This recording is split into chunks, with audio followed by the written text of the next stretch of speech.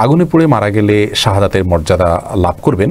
নবী করিম সাল্লাল্লাহু আলাইহি ওয়াসাল্লাম বিভিন্ন হাদিসে শাহাদাতের মর্যাদা লাভ করবে এরকম ব্যক্তিদের প্রকার উল্লেখ করা যায়। কোনো কোনো হাদিসে আসছে যে শাহিদ ও খামসুন, 5 ব্যক্তি শাহাদাতের মর্যাদা লাভ করবে। এর ভিতরে নবী করিম সাল্লাল্লাহু আলাইহি ওয়াসাল্লাম বলেছেন যিনি আগুনে পুড়ে মারা যান তার কথা, তেমনিভাবে পানিতে ডুবে মারা যান, কোনো কিছু নিচে চাপা পড়ে মারা যান, এই ব্যক্তিকে নবী করিম সাল্লাল্লাহু আলাইহি ওয়াসাল্লাম শহীদের মর্যাদা পাবেন বলে বলেছেন। পেটের পীড়া মারা গেছেন তাদের জন্য বলেছেন। আবু দাউদের একটা হাদিসে আসছে ওয়াসাহিবুল হারিকি শহীদ, যে ব্যক্তি আগুনে পুড়ে মারা গেলেন তিনি শহীদ হবেন, অর্থাৎ শহীদের মর্যাদা পাবেন।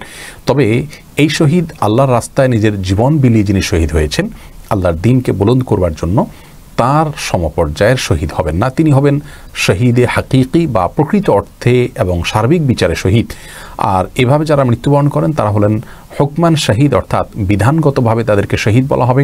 তারা শহীদের সওয়াবটা লাভ করবেন, কিন্তু পৃথিবীতে একজন সাধারণ মানুষের মতো তাদেরকে গোসল দিবে, দাফন করতে হবে। এদেরকে কি হোস্টেলে একা একা রেখে পড়াশোনা করানো জায়েজ আছে? খুবই গুরুত্বপূর্ণ প্রশ্ন।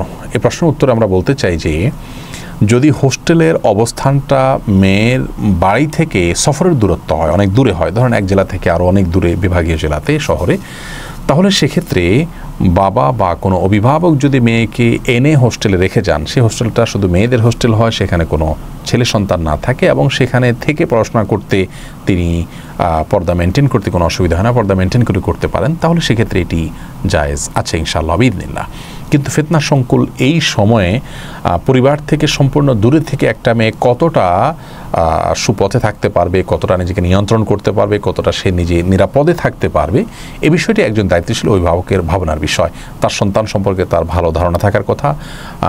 সন্তানের ব্যাপারে যদি তিনি নিরাপদ থাকেন তাহলে সেক্ষেত্রে পরিবেশের ব্যাপারে নিরাপত্তা তাকে দেখতে হবে। এই দুটি বিষয় যদি নিশ্চিত করা যায় তাহলে সেক্ষেত্রে শুধুমাত্র মেয়েদের হোস্টেলে রেখে পড়াশোনা করানো জায়েজ হবে, পর্দার যদি ব্যাঘাত না হয়, সে বিষয়টি যদি মোটামুটি নিশ্চিত বা প্রবল সম্ভাবনা থাকে ইনশাআল্লাহ বিদিনিল্লাহভাবে পড়ানো যেতে পারে।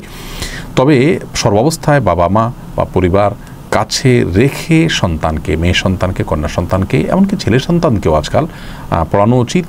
কারণ চতুর্দিকে ফিতনার ঘনঘটা এবং হাতছানি, এই ভয়াবহতা থেকে তাদেরকে রক্ষা করবার জন্য নিজেদের নিবিড় তত্ত্বাবধানের কোনো বিকল্প থাকতে পারে না। তবে আগেই বলেছি যে শর্ত সাপেক্ষে হোস্টেলে রাখা এবং হোস্টেলে রেখে পড়ানো এটি জায়েজ আছে ইনশাআল্লাহ বিইذনিল্লাহ, যদি তারা ফিতনা থেকে মুক্ত থাকে এবং পর্দার সাথে চলতে পারে। ছাড়া ভিন্ন রঙের বোরকা পরলে কি গুনাহ হবে?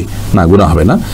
আপনি এমন বোরকা পরবেন বা এমন পোশাক পরবেন যেই পোশাক অন্য পরপুরুষের দৃষ্টিকে আপনার দিকে খুব বেশি আকৃষ্ট না করে, খুব বেশি চাকচিক্যপূর্ণ না হয়, এরকম পোশাক পরবেন। সেটা কালো হওয়াটা এখন আবশ্যক নয়, তবে খুব বেশি সেটা আপনার আকর্ষণীয় এবং খুব বেশি অন্যের দৃষ্টিকে কাটতে পারে এরকম যেন না হয়, সেদিকটা খেয়াল করবেন। সাদা হতে পারে, কালো ছাড়া অন্য কোনো সাধারণ যে কালারগুলো আছে যেগুলো খুব বেশি অন্যের দৃষ্টিকে আকৃষ্ট করে এমন না, এরকম কালার হতে পারে।